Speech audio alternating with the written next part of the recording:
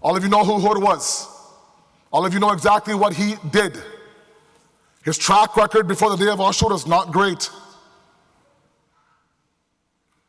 One of the leaders of the army of Umar ibn Sa'd. He was the one that directed Imam Husayn from Kufa to Karbala. He was the one that put the first set of tears in the eyes of Bibi Zainab. When he was redirected, when they were redirected from Kufa to Karbala, Bibi Zainab cried.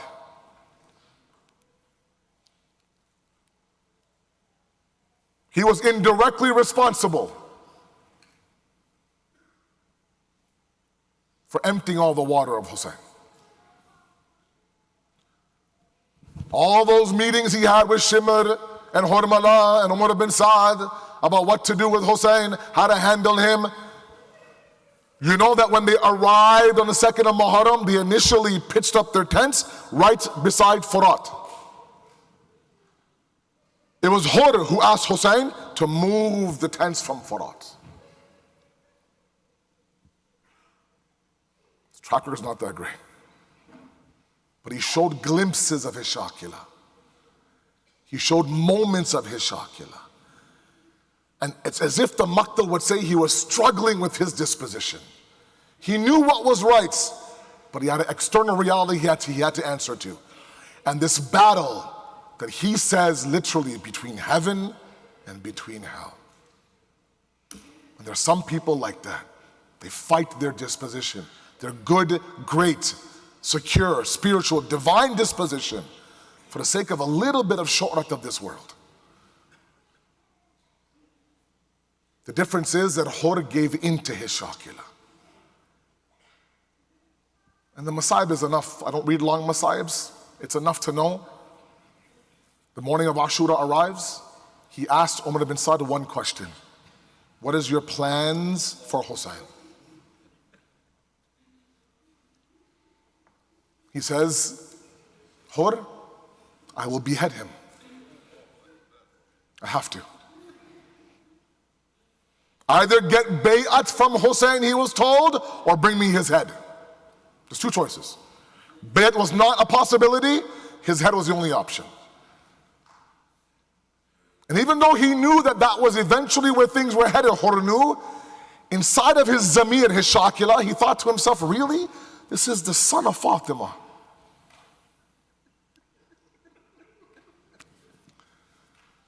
And that's when Hurr began to get through this struggle.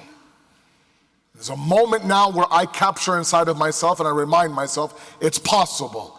It's possible to drown out the noise from the outside and have a deafening cry of your Shakila in your ears. It's possible.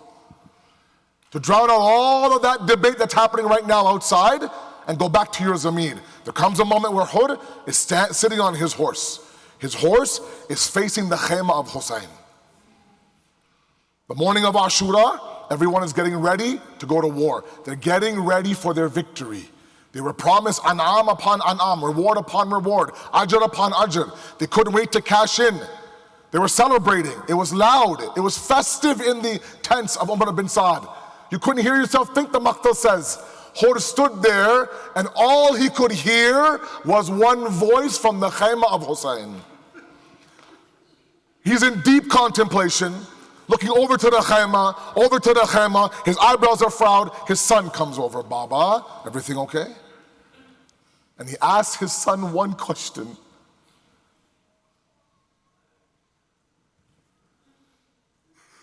Do you hear what I hear?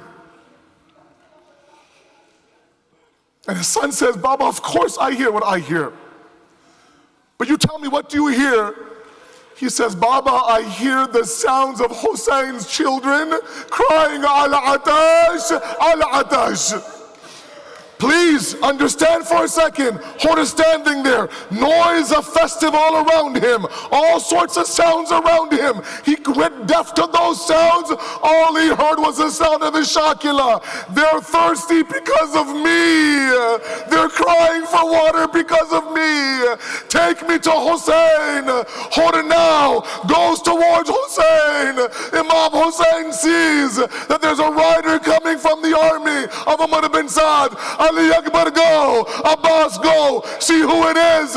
Mawla, it's Hurr. Hurr has come. He's tied. He's blindfolded. He's coming. And now the son of Hurr takes him off his horse, and he begins now, ever so slowly, making his way towards Hussein. Hussein stands there, and a very, very despondent Hurr in front of him.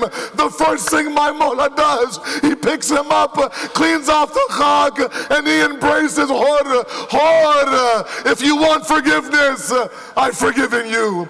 If you want forgiveness, I've forgiven you. I want more than that, Mawla.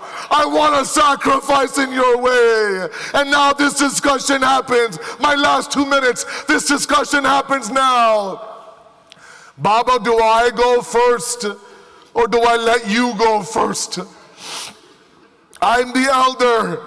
I'll go. You're the young one, you save yourself. How could that happen, Baba? I'm your Javan son. You're my older father. Let me go first. They have a debate. The Javan son of Hurr goes first.